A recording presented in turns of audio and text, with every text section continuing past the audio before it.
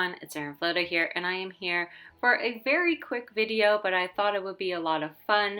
As I mentioned in my June plan with me, I did not have enough time to get the invisible ink shipped to me, so it came, and so now I decided to do something with it. So some of these things didn't work out and some of these things did. I have had experience with the invisible ink before, but I've never used it with other paints. So I wasn't sure how they were going to work with each other. So it ended up not working with this yellow paint from Ecoline, but it did work with quite a few of the other paints, a lot of these metallic paints. So just an FYI there.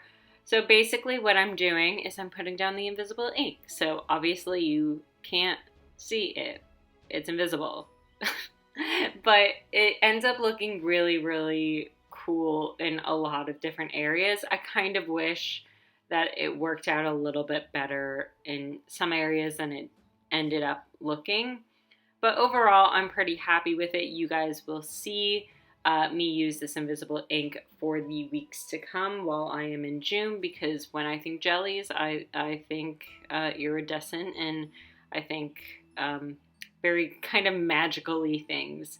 So you can see that like there's a little bit of like you can see like the reflection of when it's wet on there, but otherwise you can't really see it. And I know that's kind of the point, but you can only really see it when like it first dries, and like while you're putting it down you can see like the sheen from my studio lights.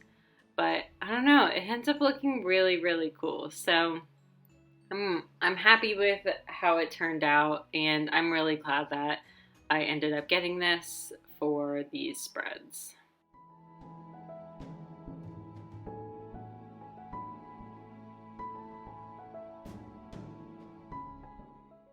So you can kind of see there that obviously by itself it works out the best, but if you're putting it over the metallics, those tend to work better than over the Ecolines. So I'm a little bummed by that, but I didn't really know going into it. Like I said, I had never worked with this and doing it with other paints and things like that. So it was really just on a whim and a hope and a prayer that it was going to end up working. Had I had this at the time, I would have tested with those types of inks. That way I could have I could have figured out what worked and what didn't together. So in hindsight, I mean, I couldn't really wait for June. This got here like 2 days before June, so there wasn't really much I could do. But overall, it ends up working out for the best. I really wasn't sure how it was going to work on that blue metallic, so I didn't use a whole ton. I'm going to go back and add it to all of those little lines in there because it did end up working out pretty decently.